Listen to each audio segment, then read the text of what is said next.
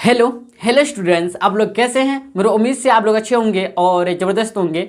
मैं आप लोगों के सामने अगेन रूबरू हूँ। तो चलिए चलते हैं, हम लोग इस वीडियो में बात करेंगे, डिस्कस करेंगे भाई आप लोग का जो बिहार बोर्ड मॉडल पेपर जारी करता है और इसमें 100 क्वेश्चन होते हैं ऑब्जेक्टिव टाइप का। ठीक है, ये हम लोग सॉल्व करते हैं। ठीक है, देखिए ध्यान से, हम लोग का पहला क्वेश्चन है ऑब्जेक्टिव टाइप का। देखिएगा, निम्नलिखित में कौन परिमेय संख्या है। निम्नलिखित में कौन परिमेय संख्या। ऑप्शन ए का था √7 प्लस √7, ऑप्शन बी का था √25 प्लस √3, ऑप्शन सी का था 1/√4, ऑप्शन डी का था भाई क्या √9 गुना √3। देखिए P/Q के रूप में जो होता है फॉर्म में होता है, इसी को हम लोग बोलते हैं परिमेय संख्या, रेशनल नंबर बोलते हैं। क्या होते हैं? रेशनल नंबर बोलते हैं। ठीक ना। तो देखिएगा ऑप्शन ए तो होगा ही नहीं, क्योंकि P/Q के रूप में है ही नहीं। ए भी इसके रूप में नहीं है, ए भी नहीं है। P/Q का मतलब क्या होता है कि P अगर P/Q के बारे में बोले तो P अगर देखे तो अंश हो जाएगा और Q देखे तो हर हो जाएगा। मतलब अंश मतलब क्या, नोमिनेटर होता है एन, जिसको बोलते हैं हम लोग शॉर्टकट में, इसको डी बोलेंगे हर को। Yes no. तो देखिए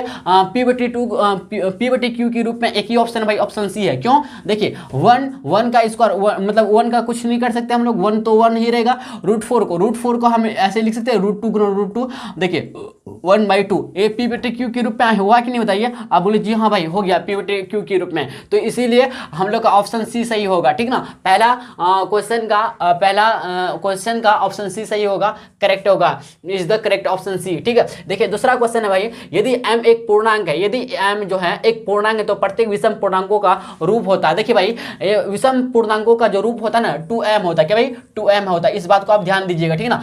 तीसरा नंबर चलिए, देखिए भाई हम यहाँ पे ज़्यादा डिटेल में बात नहीं करेंगे, नहीं तो वीडियो बहुत लेंदी हो जाएगा। ठीक है ना। तो आप समझ रहे होंगे। देखिए निम्नलिखित में बहुत सारा क्वेश्चन करना भाई। अभी निम्नलिखित में किसका दशमलव प्रतिशत शांत है। देखिए भाई शांत आपको पता करने के लिए, देखिए शांत तभी होगा जिसका हरों का मतलब अंश बटे जो हर होता है। अगर आपको बोले भिन्न मतलब फ्रैक्शन के बारे में बोले, अगर भिन्न मतलब फ्रैक्शन के बारे में बोलेंगे भाई, ध्यान से देखिएगा, फ्रैक्शन मतलब भिन्न बराबर क्या होता है बताइए, अंश बटे हर होता है। तो हर में क्या होना चाहिए ना, 2 या 5 का, 2 या फिर 5 का गुणनखंड होना है। इसके अलावा 2 या 5 के अलावा अगर दूसरा गुणनखंड मिल जाता है, ठीक है ना, इसके अलावा दूसरा गुणनखंड मिल जाता है तो इसको शांत हम लोग प्रसार शांत नहीं बोलेंगे, अशांत प्रसार बोलेंगे। देखिए भाई अगर इसमें देखते हैं ये 3 का है तो 2 और 5 का नहीं है। गुणनखंड समझते हैं ना, जैसे कि 9 को अगर आप ऐसे कीजिएगा 3 देना, ये तो क्या है 9 का एक गुणनखंड वाला, मतलब एक फैक्टर मिला आपको, नहीं मिला। इस तरह से जिस तरह से हम लोग एलसीएम करते हैं इसी तरह से देखो, ये भी नहीं होगा। अब देखिए 80 को बाद में देखेंगे। डी का देखिए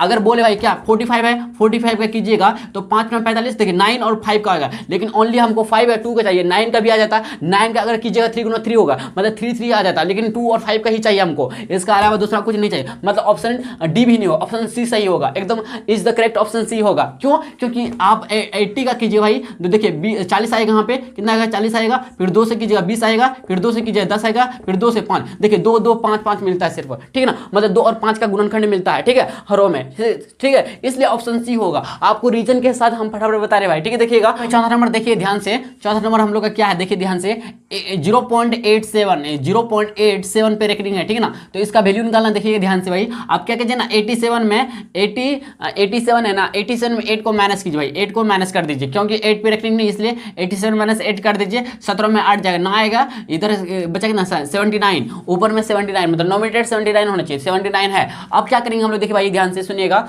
ठीक है ना, ध्यान से सुनिएगा। अब भाई क्या देखिए ध्यान से, यहाँ पे क्या 9 है, 9 में गुना कर दीजिए 10 को, 90 आ गया, तो 79/90 आना चाहिए, इतना ऑप्शन सी हो जाएगा। देखिए भाई आपको हम शॉर्ट बता रहे तरीका। ठीक है, अगर देखिए 5वां नंबर देखिएगा, यदि 540 बराबर 2x गुना 3y गुना 5z हो तो x plus y minus z बराबर कितना, मतलब इसका वैल्यू कितना आएगा। ठीक है, यही हम लोग का कह रहा है। तो इसका क्या करेंगे भाई, हम लोग करेंगे क्या, इसका गुणनखंड करेंगे। ठीक है ना, अभाज्य गुणनखंड करेंगे इसका। ठीक है ना, देखिए भाई कैसे करेंगे हम लोग, देखिए 540 है भाई, 540 को पहले हम लोग 2 से भाग देंगे भाई, 2 से भाग देंगे तो आपको क्या मिलेगा बताइए।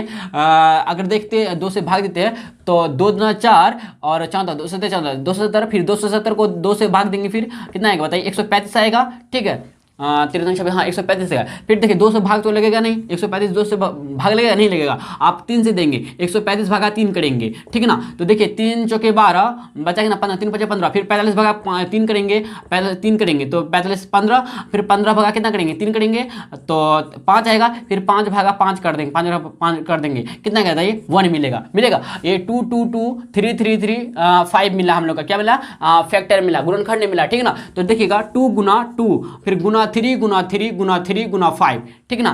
2 गुना देखिए 2 को हम ऐसे 2 स्क्वायर लिख सकते हैं, 3 को 3 क्यूब हो जाएगा, 3 का क्यूब हो जाएगा, 5 को 5 पे 1 हो जाएगा। देखिए भाई अब क्या है 2 इंटू, आप देखिए इसको हम 540 की जगह इतना हम लोग लिख सकते हैं, बताइए तो लिख सकते हैं 2 का स्क्वायर गुना 3 का क्यूब गुना 5 पर 1 बराबर 2x गुना 3y गुना 5z। अब क्या होगा भाई x का वैल्यू 2 हो जाएगा और y का वैल्यू 3 हो जाएगा और z का वैल्यू 1 हो जाएगा, बात तो सुन रहे हैं। तो x बराबर 2 हो गया और देखिए ध्यान से सुनिएगा, x बराबर 2 हो गया और y बराबर कितना हो गया 3 हो गया एंड z बराबर देखें तो 4 आ जाएगा, कितना अच्छा z बराबर 1 आ गया, ठीक है ना। तो अब आप देखिए भाई यहाँ पे वैल्यू रखिएगा तो x का वैल्यू कितना 2 मिला हम लोग का 2 प्लस y का वैल्यू कितना बताइए 3 माइनस z का 1, तो 3 2 5 5 माइनस 1 बराबर कितना 4। तो ऑप्शन नंबर हम लोग का बी करेक्ट हो जाएगा, ठीक है। तो चलिए चलते फिर आगे हम लोग बढ़ते हैं, ठीक है भाई। ठीक है भाई 6 नंबर है, निम्नलिखित में कौन अपरिमेय संख्या है, ठीक है। पहला देखिएगा 2.3 रेखिक बी है, ऑप्शन बी है भाई क्या रूट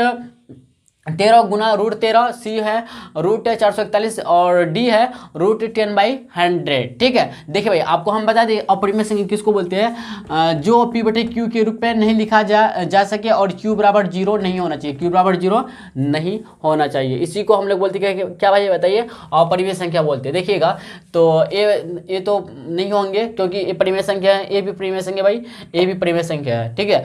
तो ये जो होंगे भाई अपरिमेय संख्या हो जाएंगे, क्यों होंगे क्योंकि देखिएगा रूट 10 का कीजिएगा तो आपको मिलेगा भाई रूट 10 ही मिलेगा आपको, ठीक है। तो 100 की जगह 10 आ जाएगा, ठीक है।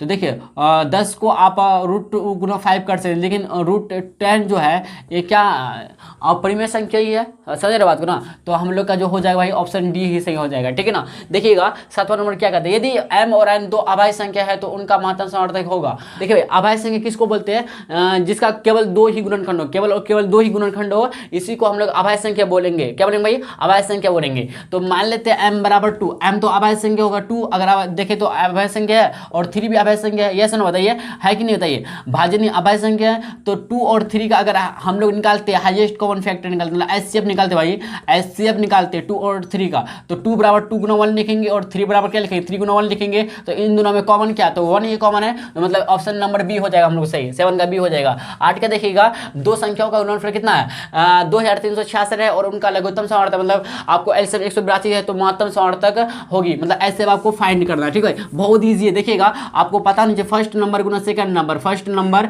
कोई भी मतलब कोई भी संख्या है इसका फर्स्ट नंबर और सेकंड नंबर का गुना होता है, ठीक है ना। सेकंड नंबर गुना होता है क्या एलसीएम गुना एचसीएफ, क्या होता है बताइए एलसीएम गुना एचसीएफ होता है, ठीक है ना। तो फर्स्ट नंबर और सेकंड नंबर का दो संख्या गुणनफल आपको दिया कितना 2366, तो यहाँ पे लिख देंगे 2366 बराबर एलसीएम आपको दिया कितना भाई 182 दिया है। तो यहाँ पे 182 गुना एचसीएफ निकालना है हम लोग को, क्या करते हैं ना हम लोग 2366 बट्टे यहाँ पे 182 यहाँ नीचे कर लेते बराबर एचसीएफ आ जाएगा यहाँ पे। तो एचसीएफ का हम लोग का वैल्यू निकल जाए। देखिए भाई ध्यान से आप 3 से काटते, 3 से 18 3 अच्छा 2 से काटते, 2 में 18 2 एकम 2 फिर 2 से देखिएगा तो 11 दूना 22 आ जाएगा यहाँ पे, तो 16 2 8 16 2 3 6। देखिए भाई ध्यान से 13 7 91 13 7 91 देखते 13 7 91 और 13 से यहाँ देखते 13 7 91 4 13 8 104 13 9 117 13 9 117 देखिए 13 9 117 आएगा 13 9 117 बचा कितना 13 13 कम 13 तो 91/7 देखिए ऑप्शन नंबर है 91/7। भाई यहाँ पे थोड़ा सा मिस्टेक हो गया होगा, समझे कि नहीं समझे बताइए, यहाँ पे थोड़ा सा मिस हो गया होगा भाई ऑप्शन लिखने में, ठीक है।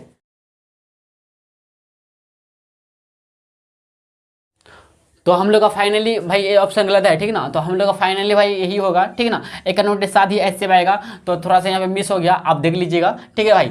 तो हम लोग का ऑप्शन यही आएगा 91/7 ऑप्शन जो लिखा रहेगा। तो ऑप्शन यहाँ पे हम गलती लिख दिए, इसी को हम रिपीट कर दिए भाई 7वां का हम मतलब ऑप्शन को रिपीट कर दिए, कोई बात नहीं होता है गलती, ठीक है ना, सॉरी भाई इसके लिए। देखिए 9वां नंबर क्या कहता है, निम्नलिखित में किसका दशमलव प्रसार अशांत है। देखिए शांति के लिए 2 या 5 का गुणनखंड चाहिए, तो अशांत होने के लिए वही 2 या 5 का को छोड़ के बाकी सब का बाकी होना चाहिए। तो ये 5 40 ये तो भैया है 2 और 5 का, ये तो नहीं होगा, ये भी है 2 5 तो देखिए 2 5 का है, ए भी है 2 5 का, ए भी क्या 2 5 का है, लेकिन ए देखते हैं 421 का, 21 का स्क्वायर है, तो 21 को 3 से 23, हाँ भैया यही होगा, ऑप्शन डी होगा हम लोग का, क्या होगा आसान होगा, क्योंकि 2 5 को छोड़ के अलावा है, 3 का भी है, ठीक है ना, बात समझे कि नहीं समझे। तो चलिए 10वां नंबर चलते हैं। देखिए भाई यदि ए बी क्यूब तथा ए क्यूब बराबर ए 4 बी, जहाँ पी और क्यू धनात्मक पूर्णांक तथा ए बी अभाज्य संख्या है, तो पी और क्यू का लघुत्तम समवर्ती है। लघुत्तम आपको समवर्ती निकालना है, मतलब क्या एलसीएम फाइंड करना, जिसको बोलते क्या हिंदी में लॉस ऑफ बोलते हैं, ठीक है भाई। आप देख लीजिए 91/7 आपका ऑप्शन जहां रहेगा। हाँ भाई और एक बात बता दें हम, क्या जो अभी बीच में मतलब 20 में होकर देख रहा, 20 से देख रहा, इसके लिए बता दें हम क्या, एक्चुअली हम शुरू में बताना भूल गए। तो आपको अगर ये प्राप्त करना है, क्या भाई आपको मॉडल पेपर प्राप्त करना है, ठीक है, जो आपको बिहार बोर्ड जारी करता है मॉडल पेपर, ठीक है। तो आप आपके पास मोबाइल तो होगा, सर्च करने के लिए भी आता होगा भाई, आप लिखिए क्या बिहार बोर्ड ऐसे लिखिएगा, ठीक ना, या BSEB लिखिएगा डॉट ऐसे गॉबिन करके लिखिएगा ऐसे, तो आपको यहाँ पे गूगल में जाकर सर्च कीजिएगा तो मिल जाएगा आपको, ठीक ना। तो आप यहाँ पे क्लिक करके वेबसाइट में जा सकते हैं, या फिर आप क्या कर सकते हैं ना, मेरे टेलीग्राम के चैनल के द्वारा आप प्राप्त कर सकते हैं। हम यहाँ पे क्या कर दिए भाई, सेंड कर दिए, तो वो आप वहाँ से PDF लेकर देख सकते हैं, ठीक है। तो आप दोनों तरीका में से एक तरीका को अपना के आप अच्छी तरह से इसको सॉल्व कीजिएगा, जैसे आपको हम बता रहे, अभी सॉल्व करवा रहे हैं आपको बिना देखे हुए, ठीक है। और आपसे हम बोल रहे हैं कि अगर आप पूरी मतलब क्या कहते हैं कहीं से भी पढ़े हैं, आप कहीं से भी सिलेबस कंप्लीट कर लिए, ठीक है, या जो कंप्लीट नहीं किए और जो मतलब चैप्टर आपसे कंप्लीट हो चुका है, और इसका क्वेश्चन देखिए, और क्वेश्चन देखकर आप जो क्वेश्चन नहीं बनता आपसे उतार सकते हैं, या फिर फाइनली आप पूरे क्वेश्चन को भी उतार सकते हैं। आपकी अगर आपके पास ज़्यादा टाइम है तो पूरे क्वेश्चन को उतार के आप बना सकते हैं, या फिर अन्यथा आप एक काम लेकिन जरूर कीजिएगा, क्या कि अगर आपसे जो क्वेश्चन नहीं बनता है तो वह क्वेश्चन आप अपने नोटबुक में नोट डाउन कर लीजिएगा, ताकि आपसे एक क्वेश्चन भी मिस ना हो। ऐसा क्वेश्चन आने का चांस रहता है बोर्ड एग्जाम में, ठीक है ना, ऑब्जेक्टिव टाइप का, ठीक भाई, और सब्जेक्टिव भी रहता है, लेकिन ऐसे नहीं बोल सकते नहीं रहता है, तो ऑब्जेक्टिव में काफी चांस रहता है, ठीक है, इस बात को आप याद रखिएगा। तो चलिए चलते देखिएगा 10वां नंबर क्या भाई, इसको सॉल्व करते हैं, ठीक भाई। देखिए 10वां नंबर कहता है यदि ए बी क्यूब तथा क्यूब बराबर इतना ए 4 बी, जहां पी और क्यू धनात्मक पूर्णांक तथा ए बी अभाज्य संख्या है, तो पी और क्यू का लघुत्तम समवर्ती। देखिए ए का आप मैक्सिमम घात निकालिए, ए का मैक्सिमम घात कितना बताइए, ए का मैक्सिमम घात यहाँ पे कितना है 4 है, तो ए पे 4 हो जाएगा हम लोग का लघुत्तम समवर्ती। और बी का निकालिए, बी का मैक्सिमम घात कितना है बताइए, बी का अगर देखें तो बी का कितना है, देखिए बी का बी क्यूब है, क्या भाई बी क्यूब, तो हम लोग का यही ऑप्शन हो जाएगा सही। देखिएगा कहाँ पे ऑप्शन नंबर सी भाई, ऑप्शन नंबर सी हो जाएगा सही, 10 का सी सही हो जाएगा हम लोग का। तो चलिए चलते फिर आगे हम लोग बढ़ते हैं। देखिए भाई 11 नंबर है हम लोग का, निम्नलिखित में से कौन सा युग्म सअभाज्य संख्या, युग्म मतलब पेयर, ठीक है ना, युग्म मतलब क्या होता है पेयर, सअभाज्य संख्या भाई, सअभाज्य संख्या होने के लिए ना उभयनिष्ठ गुणनखंड जो होना चाहिए 1 होना चाहिए, ओनली 1 होना चाहिए, ठीक है ना। देखिए भाई ये तो 15 या 45 भाई, ए हो गया कॉमन, ए नहीं हो सकता ना, 3 या 9, ये 3 या 9 बाद में इसको देखेंगे। देखिए सी नंबर देखिएगा 27, और अगर देखिए 7 से तो 7 कम 7 ए नहीं हो सकता, ए भी नहीं होगा। और देखिए 7 गुना 14 7 कम 7 ए भी नहीं होगा, ठीक ना। यही हम लोग का ऑप्शन नंबर ए हो जाएगा। देखिएगा आप देखिए 5 या 15 5 9 45 ए भी होता है, तो सॉरी ए नहीं होगा, ये तो पहले कट कर दे, बी होगा, ऑप्शन बी होगा हम लोग, क्योंकि 9 और 16 का जब आप निकालिए भाई, इसका आप ना जब आपका कीजिएगा फैक्टर इसका कीजिएगा तो 3 या 9 आ जाएगा, या समझ रहे हैं बात को, 3 या 9 आ गया, इसे 16 का कीजिएगा तो 4 चौके 16 आ जाएगा। देखिए कॉमन कुछ मिलता है बताइए, कॉमन कुछ नहीं मिलता है, तो मतलब कॉमन उभयनिष्ठ गुणनखंड कितना मिलता है 1 ही मिलता है, ठीक है ना, बात को समझे कि नहीं समझे। ये हम लोग का ऑप्शन नंबर बी हो जाएगा सही, ठीक है। 12 नंबर देखिएगा 0.3125 के पी क्यू लिखा जा सकता है। देखिए इसको हम लिख सकते हैं भाई, किस में लिख सकते हैं देखिएगा ध्यान से, ठीक है। देखिए भाई आप देखिए 0.03125 है, आप 10 को हटाइएगा, बट्टे में कितना आएगा 1000 आएगा कि 10,000 आएगा बताइए। आप बोलेगा जी हाँ 2 4 0 हो जाएगा, 4 मतलब 10,000 हो जाएगा, तो आप 10,000 आ जाएगा, तो 31 25 भागा 10,000 है, ठीक है ना। तो भाग आप 125 से कर दीजिए भाई, क्या कीजिए भाग 125 से कर दीजिए आप। देखिए भाई जब आप 125 से भाग दीजिएगा, जब 125 से आप भाग दीजिएगा ना, आपको शायद 5/8 मिलेगा शायद, देखते हैं भाग करके हम। देखिए 3125 करते भाग, देखिए भाई तो 12 दूना 24, ठीक है ना। तो अगर देखते हैं 12 दूना 24, लीजिए भाई 12 दूना 24 लेते क्या हम लोग बताइए, तो 125 गुना कितना करेंगे हम लोग बताइए, अगर देखते हैं भाई 3125, ठीक ना, 5 से अगर देखते हैं भाग करते हैं भाई, ठीक है, अगर देते हैं भाग 125 से, तो हम लोग को जो मिलेगा भाई 5/16 मिलेगा। आप करके देख लीजिए भाई, आपको मिल जाएगा, ठीक ना, 5/16 ही मिलेगा मेरे ख्याल से, ठीक है, आप करके देख लीजिएगा। इस नंबर क्या कहता है कि तुम्हें कौन सा बहुपद है, कौन सा बहुपद है, ठीक ना। देखिए ऑप्शन ए के बारे में हम लोग बाद में बात करेंगे, बताइए ऑप्शन ए होगा कि ऑप्शन बी कि ऑप्शन सी, तो भाई बताइए ऑप्शन बी जो होगा नहीं होगा, क्योंकि 1/x का अगर देखते हैं ऊपर लेकर x - 1 आ जाता है, ऋणात्मक हो जाता है, ये नहीं हो सकता है, ठीक है। 1/4 ए देखते हैं, इसके बारे में सोचेंगे बाद में। और इसके बारे में बताइए होगा कि नहीं होता, ये पहला नंबर ऑप्शन ए जो होगा कि नहीं बताइए, आप बोलेगा जी हाँ यस है ना, बताइएगा होगा कि नहीं होगा बताइए। तो इसके बारे में बोलेंगे √2/x है, तो √2 को आप ऐसे 1/2 लिख सकते हैं, बताइए ये भिन्न में हो जाता है, तो इसको हम लोग नहीं बोलेंगे, तो ये भी नहीं होगा, तो ऑप्शन नंबर हम लोग का सी हो जाएगा भाई, सी हो जाएगा, बात को समझे। तो 11 का स्क्वायर √21 को आप लिख सकते हैं, अगर लिखिएगा 11, अब भाई 121 है तो 11 का स्क्वायर लिख सकते हैं, तो 1/2, तो 2 कैंसिल 1 ही आया ना, तो फ्रैक्शन में नहीं आया, ठीक है, ऊपर में घात के पावर में, तो इस तरह हम लोग का ऑप्शन हो जाएगा सी। सही समझे कि नहीं समझे, बताइए सी हो जाएगा सही। अब देखिएगा ऑप्शन 14 नंबर देखिएगा भाई, बहुपद x+3 का होल स्क्वायर इंटू x³ - 8 का घात है। देखिए भाई आप देखिएगा तो ऑप्शन नंबर बी हो जाएगा, कैसे आपको बता देखिएगा, घात मतलब मैक्सिमम पावर, तो इसका पहला का कितना 2 है, तो ये 2 हो जाएगा, तो हम लोग का 2 देखे, पहला का 2 देखे ना, तो इस तरह से हम लोग दूसरा का देखते हैं भाई, देखिए x³ - 8 है, ठीक है ना, तो x³ - 2 का क्यूब हो जाएगा, तो 2 ही आ जाएगा पहला बहुपद का, ठीक है, इंटू इतना है, तो